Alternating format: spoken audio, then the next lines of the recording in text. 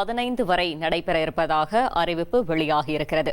துணைத் தேர்வுக்கு வரும் 26 முதல் ஜூன் 9 வரை விண்ணப்பிக்கலாம் என்றும் தெரிவிக்கப்பட்டிருக்கிறது. 10ஆம் வகுப்பு பொதுத் தேர்வு முடிவுகள் இன்று காலை வெளியான நிலையில அந்த பொதுத் தேர்வுல கிட்டத்தட்ட ஒரு 49,500 மாணவர்கள் தோல்வி அடைந்திருக்கிறார்கள் என்பது புள்ளி விவரங்கள் மூலம் தெரிய வந்திருக்கிறது. இந்த மாணவர்கள் இந்த கல்வி ஆண்டிலேயே அவர்கள் உயர்கல்வி 11ஆம் வகுப்பு உள்ளிட்ட மேல் படிப்புகளை தொடருவதற்கு ஏற்ப துணைத் தேர்வுகள் உடனடியாக நடத்தப்படுகின்றன.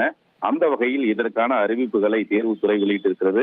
அதன்படி மாணவர்களுக்கான இந்த தற்காலிக மதிப்பெண் பட்டியல் என்பது 22ஆம் தேதி வழங்கப்பட இருக்கிறது. இதைத் தொடர்ந்து விடைத்தாள் நகலுக்கான விண்ணப்பம் என்பது 22 முதல் 27 வரை மாணவர்கள் விண்ணப்பிக்கலாம் என்றும், துணைத் தேர்வுக்கான அந்த தேர்வுகள் என்பது ஜூலை 8 முதல் 15ஆம் தேதி வரை நடைபெறும் என்று தெரிவிக்கப்பட்டிருக்கிறது. இந்த தேர்வில் பங்கேற்பதற்கு வரும் 26ஆம் தேதி முதல் ஜூன் 9ஆம் தேதி வரை விண்ணப்பிக்கலாம் என்றும் தெரிவிக்கப்பட்டிருக்கிறது. இப்படியாக இந்த விடைத்தாள் நகல் பெறுதல், மறுகூட்டல் உள்ளிட்ட பல்வேறு திட்டங்களுக்கான அறிவிப்புகளையும் தேர்வுத்துறை வெளியிட்டிருக்கிறது.